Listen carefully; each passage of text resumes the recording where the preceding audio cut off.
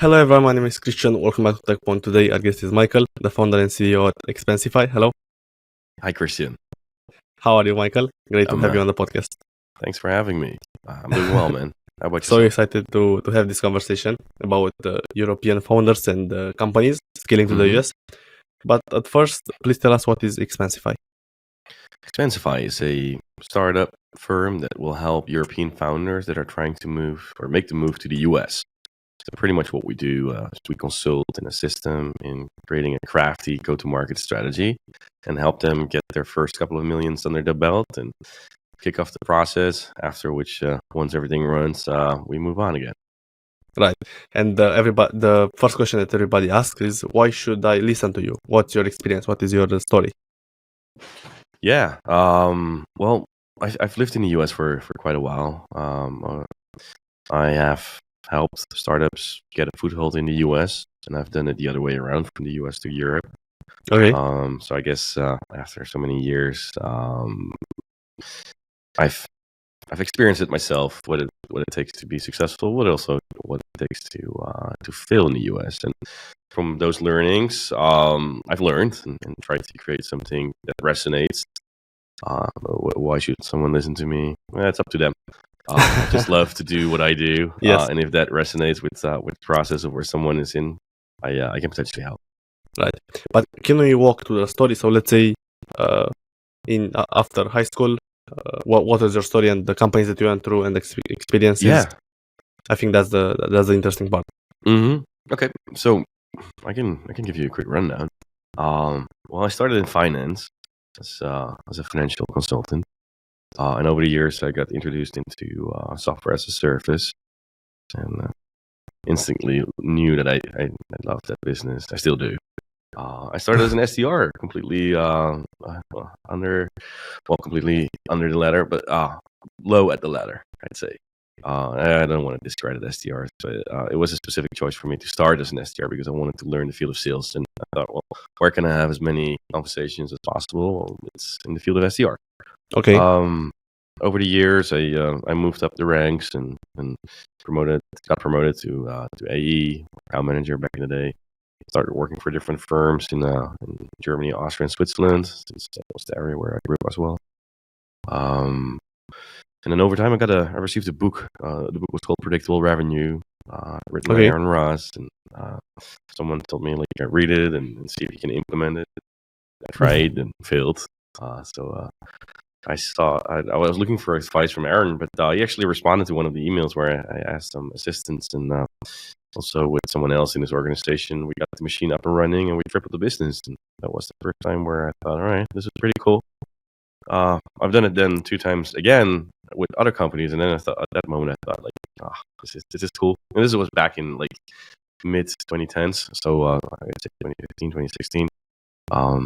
Predictability wasn't part of the SaaS world here in Amsterdam, so I was lucky to be one of the first to work on that project. And together with Aaron and his team, we then created Predictable University Europe, where we explained the ideas of the book to European founders and CEOs and VP of sales or GTM teams. And so that was 10 years ago? Yeah. Wow. Some about, almost. Or a little less, 8 years, I'd say, 7 to 8 years ago. It was very entertaining. We learned a lot. We had a great number of laughs, and it was interesting to get to know the market a bit. And over time, I moved up. I became a head of sales, director of sales, VP of sales. And then I moved to started working for a US-based company called Sentient AI, which was a spin-off from Siri in San Francisco. Okay. They created quite some few other products. I was hired to become their director of sales for their company. This was a AI website optimization program that allowed you to test any element on the website and get to better conversions. So I've been doing that for a couple of years, and then from there moved up back to the Netherlands, where I started working as a consultant, implementing predictable revenue streams. After that, I've had a stint with Incision. Incision was is a SaaS company in the health tech space. my assignment was pretty clear. Create a crafty go-to-market strategy for one of the products and open the US office, which we've done successfully. There was nothing in the US, and we moved from Nice. 0 to I guess it's over 50 lines now in less than a year and a half. And over time, I got promoted to the CEO of the US business, and we successfully put that chapter on the map. Thoroughly enjoyed the stint, but just recently, last month, I started my own company because what I've been doing at Incision is something that I hold dear. It's like helping companies move to the US, and Yes. even during my stint at Incision, I've been part of various trips, and a lot of companies are now asking me to give them a hand, which I can't do if I work full time for an employer. So therefore, I launched my own company called Expansify. It's called Expansify Consulting BV, not to be mixed with Expansify, which is like Yes. another company in the US. So Yeah. I added the consulting part in between, so that's what we Yeah. do. Expandify. Yeah. Awesome. Yeah. So now I'm helping companies to make the move.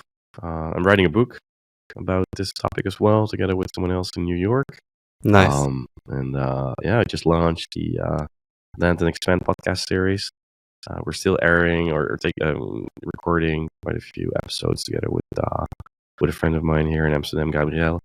And once everything is done, we're gonna drop that in somewhere during Q1 next year. And this is where we're gonna be doing exactly the same thing that you're doing, inviting other people out of the market and learn from their journeys and see if we can create some crafting, fun conversations. Absolutely. And throughout your career, you let's say gravitated towards consulting, then again into sales. So I think that's an amazing journey. You've done both. But I'm curious now, at your last company at Incision, what was your first role, and how did you get promoted? Let's say, what are the steps, the roles that you went through? Right. Yeah. So I was hired as the head of sales. So that was my first role when I came in. The platform was a e-learning platform for medical students or young professionals who either worked at colleges or educational institutes, or just started working in a hospital. Nice. Yeah, it was like 700 videos, give or take. Surgical procedures, how to prep materials, how to prepare yourself. So it's like a Netflix within for folks that are trying to aspire to become a nurse or work in the field of surgical assisting. The platform was built in English, which meant that all the e-learning efforts were in English. Same counts for the modules. So by default, the market that we served were English-speaking countries. From a surgical point of view, some countries where English wasn't a native language would be able to serve it for the nursing part. Not everyone had like 4 years of academic years under their belt. So by default, it was it was the UK and the Nordics in the beginning. In Europe, then soon when we were ready with the product, we moved to the US. Started as a head of sales. So I still love to cold call. I do that still pretty much every day for my new company, and I've done that for the last 15 years, and something that I enjoy. I'm a networker, just like yourself and your friends over at Tekpon. I see the book behind you. Yeah, networking. I believe that. I mean, in the challenger sales, there's this. They make the different distinguishing differences between the sales folks, right? And I guess I'd love to be proactive and step into other people and ask them some questions. So I started cold calling in the US by myself to see if that market would be viable for our product, which we thought it was, but we had to test it. But you also won the Sales Leader Award, and you have so much experience. What would you say is the best piece of advice for someone that's, let's say, just finished high school or college, looking to get into sales, or you 20 years ago? Have fun and learn. And that was the recipe that I used. I started as an SDR, and the only thing I did was I made many calls. every single day. And I learned from it what worked, what didn't work, how I could frame a call better, work on my intonation, my vibe, pretty much everything that I could learn from others, from sales books. You got to be eager to learn, though.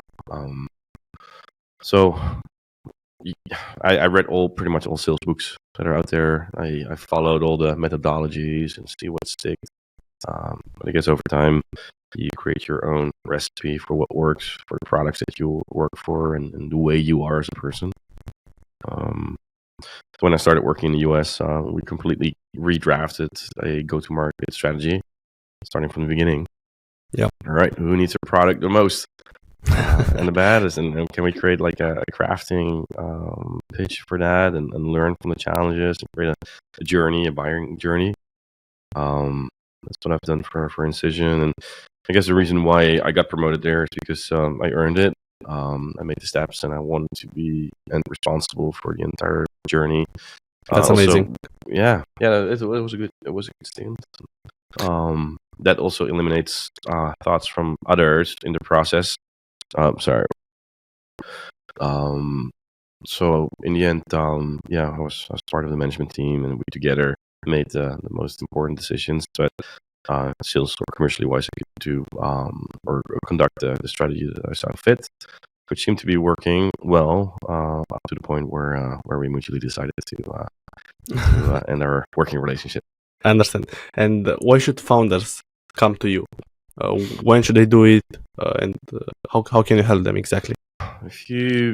When I made the move to the US, I knew some things at the time that I lived there, but there were many things that I didn't know.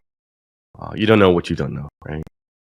That's a phrase, but it resonated with me and with founders because when you look at founders, they're often smart, clever people that have a great business idea and want to be successful in selling it.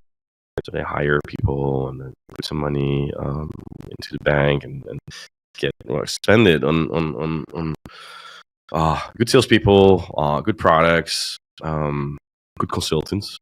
But these consultants they come at a price. Like if you look at like expensive consultants, which are the big four, like EY, and then the big consulting firms out there, they'll help you. Yep. But, they come at a price, right? Yeah. If you don't have them, then you use sources and groups that have done it before. So you should learn, ideally, from someone who's made the jump before. I've made the jump before a couple of times, so I know what to look for. I know what not to do, which is a very important part. Ultimately, you want to ramp up your sales team as fast as possible. You want to get some low-hanging fruit in so that you know that you're on the right track. And that's exactly where I come in. I help them test their go-to-market strategy. I pinpoint on the potential pitfalls that they have and then suggest a workaround or a add-on to their existing program. And then we test it for them. So I work with the sales team. You've met Jazz at the SaaS event. So Yes. He's going to come in tomorrow.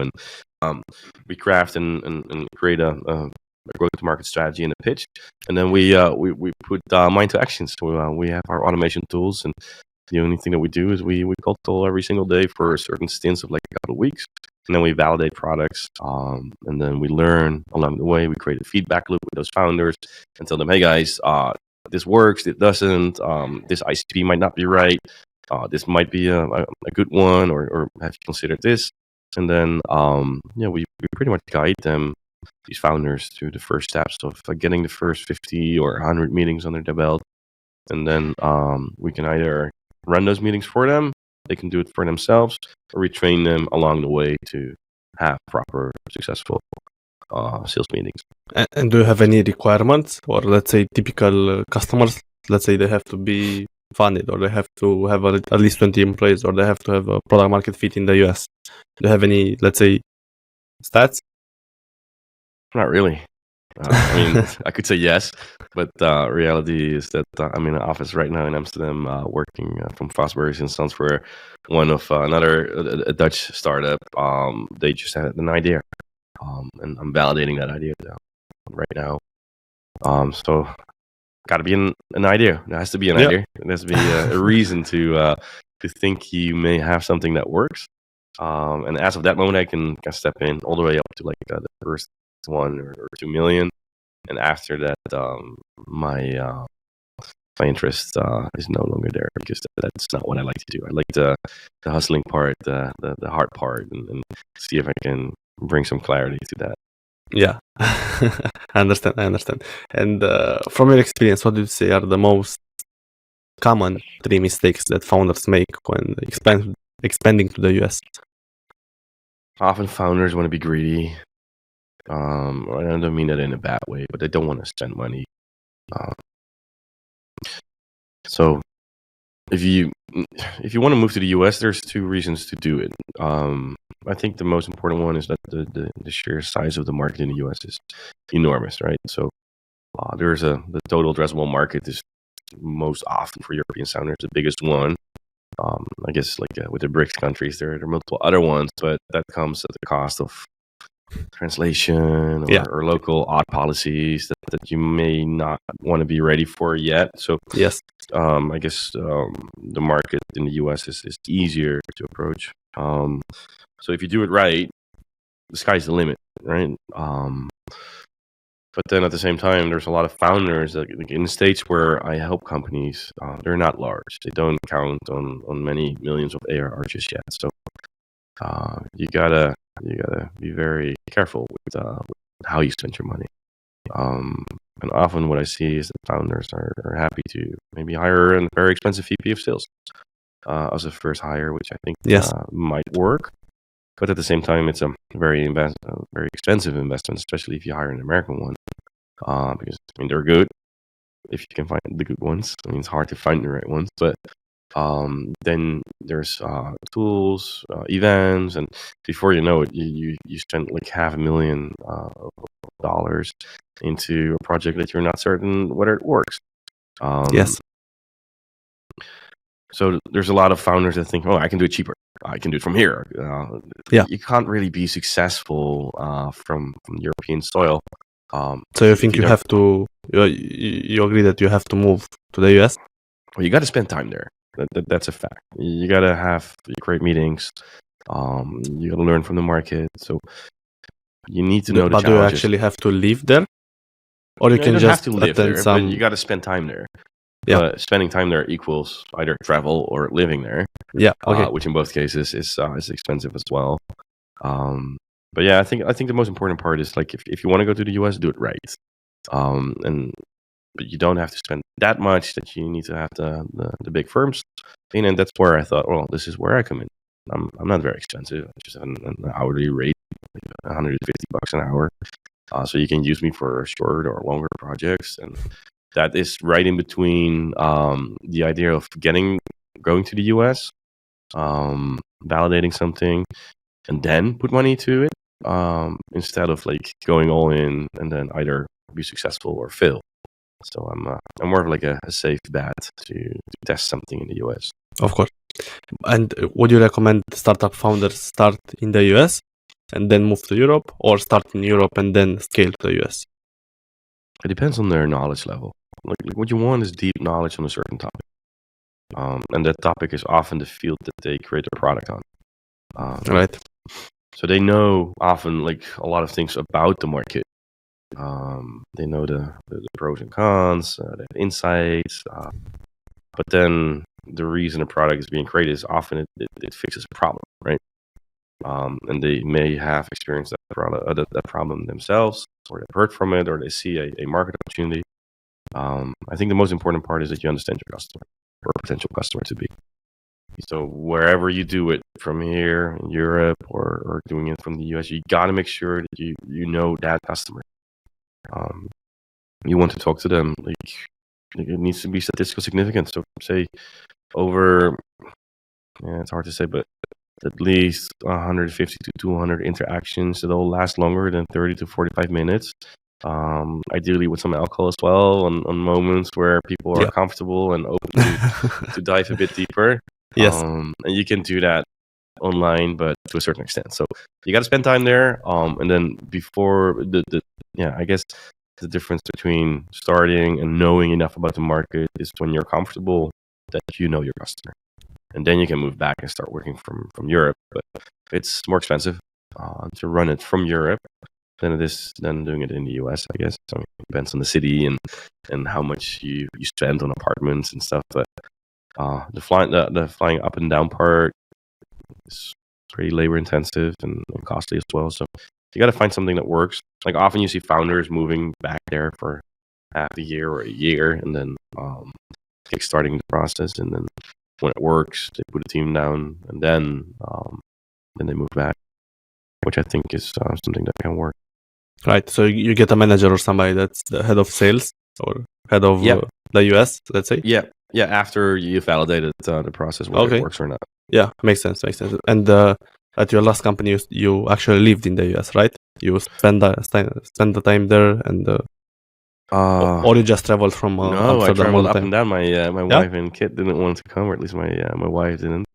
I understand. Which meant that same here. Like it's very impactful moving a family to the US. So I pretty much spent half the year in Amsterdam, and the other half I was in the US, traveling up and down, living in a constant jet lag. It wasn't ideal, but it was what was needed to make it happen.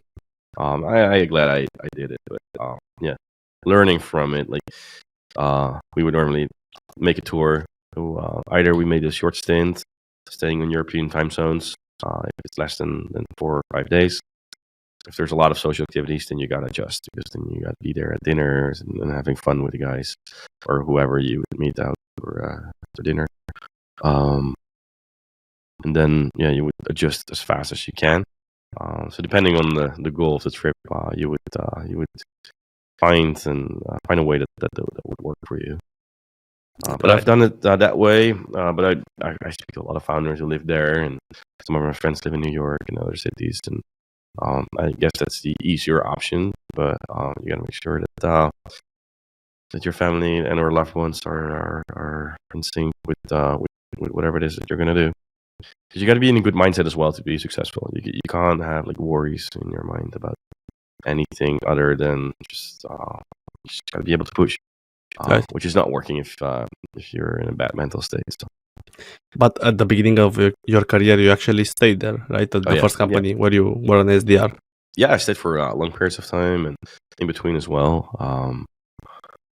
It's important to spend some time there to get to know the cultural differences. I mean, there's 50 states. Yes. Every state comes with different instructions, I'd say. Yeah, but if I read correctly, you also mentioned you're a high school dropout. That's right. So how did that happen? What is the story? You didn't mention it at the beginning. No, I didn't. I'm also a college dropout, so that's why I'm asking. Yeah. That's too slow for me, man. School. I didn't like the pace, and some stuff happened in my private life that made me wanted to leave the Netherlands, which I did. So I moved to Switzerland, played some football, started learning some languages there, and spent some time in the mountains.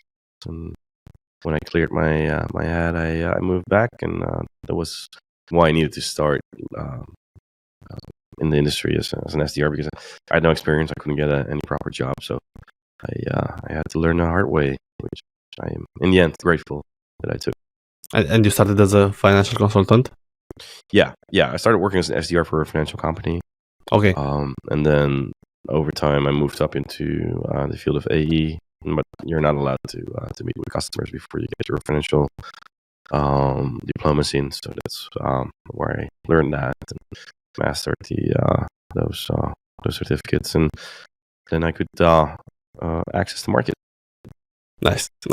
And another question, I'm curious to know, let's say the trends or the top 3 most impactful go-to-market strategies that you see right now, because I speak with a lot of founders, and they're all saying to me that in these times you have to be personal, so you have to attend a lot of events, physical events like SaaS Amsterdam, where we met, or private dinners, parties, and of course that is a lot easier in the US, because wherever you go you can talk about the business. Yes. Not that easy in Europe. So I'm curious to know what's your thoughts on events, and if you have to be that personal in order to grow the company, and if you have other strategies that are working, and also the impact of AI in sales. Okay. Well, let's start with the events. Yeah. I think back at the Incision, just my recent stint, over 80% of all of our clients that we generated in the US came from or via events. Wow. Which is a huge number. Wow.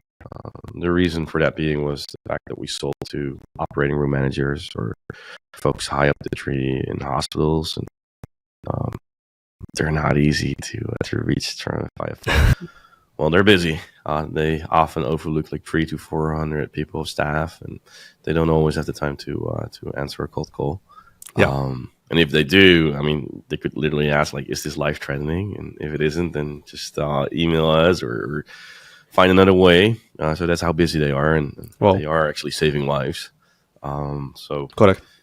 Yeah. I never tried emailing, like cold emailing, like have you secured American servers that hold private information from their from the folks that are in the hospital, right? Like there's patient information there, so they have large servers trying to detect malware, and they're secured like with pretty much everything that you can think of, which is good, I guess, for security reasons. But you got to have like a very strong email domain in order to enter. And if you use automation in your email, Google knows how to red flag you, and here you go, ending up in the spam folder. So you're pretty much not able to send cold emails.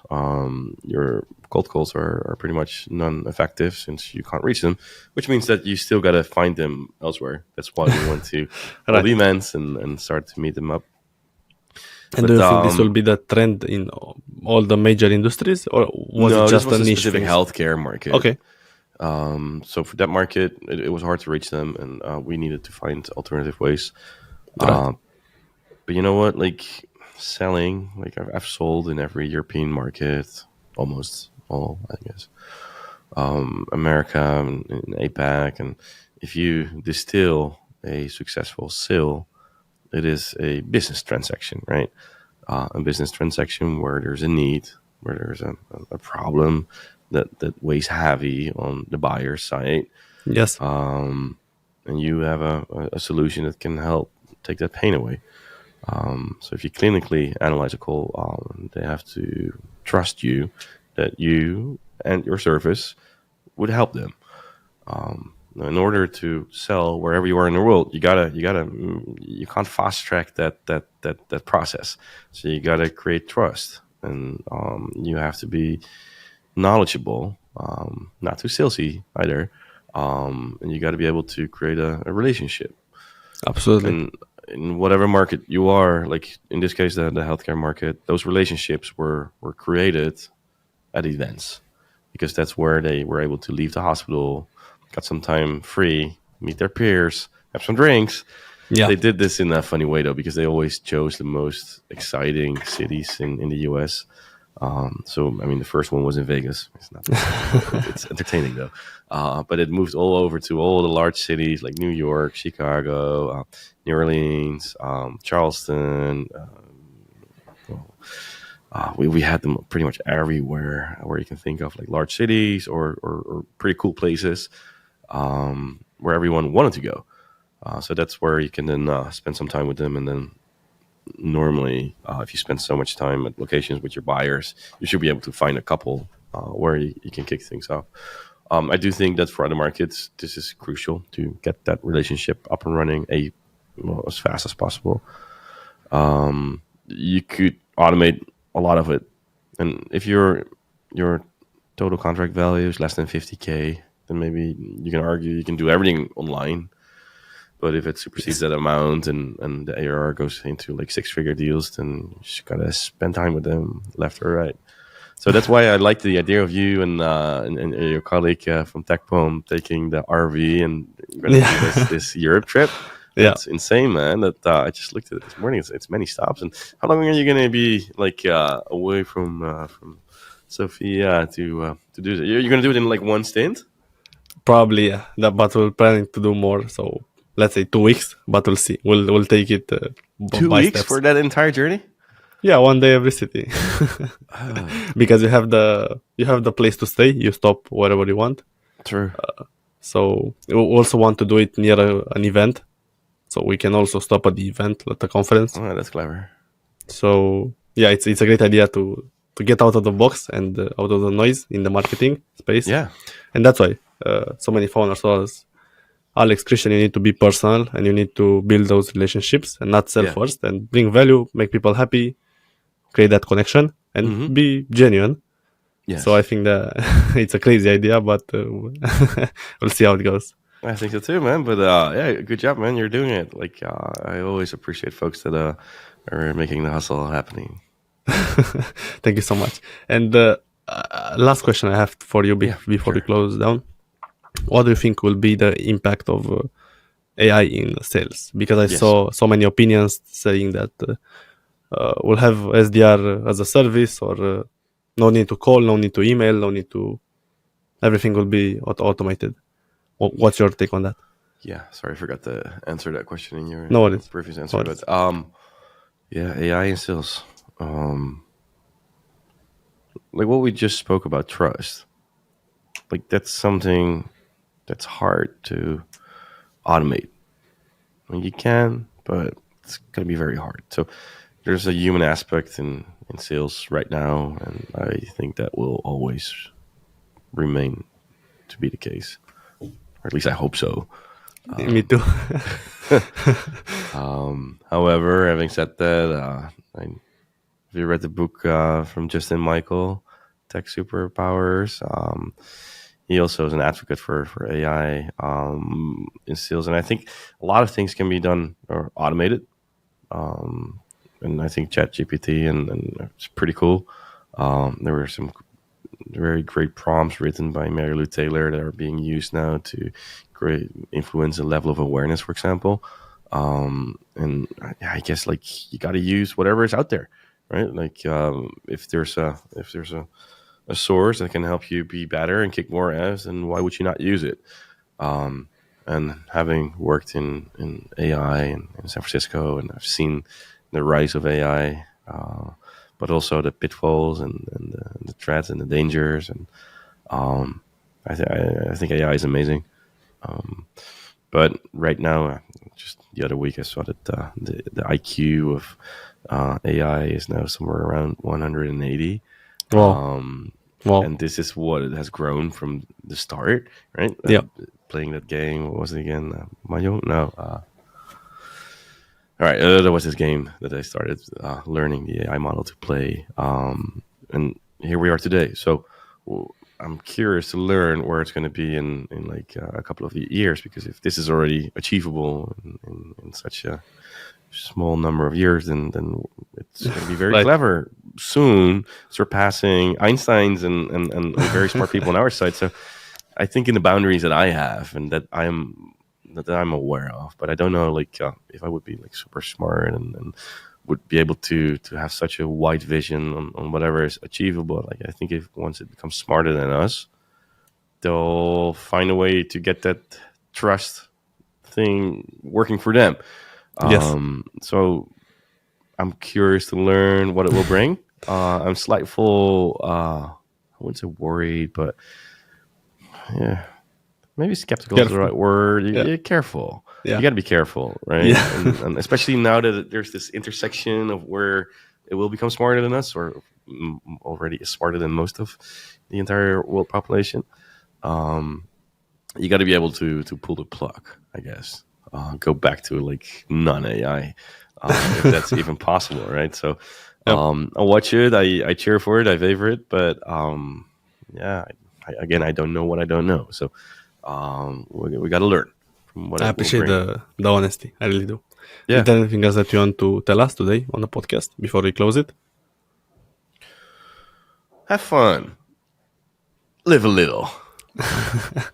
So no need to stress too hard or be too tough on ourselves, with ourselves. No, I don't think we should. Like life is short, man. We should enjoy our lives, and we should not take ourselves too seriously. And stay calm, stay cool, hustle, have fun. Thank you so much for joining this podcast. You did fantastic, and yeah, I'm super grateful. No, you got it, Christian. Thanks for having me, and success with the business at Tekpon. I follow you guys on LinkedIn. I think you're doing a great job, and keep it going, man. Thank you so much. You got it.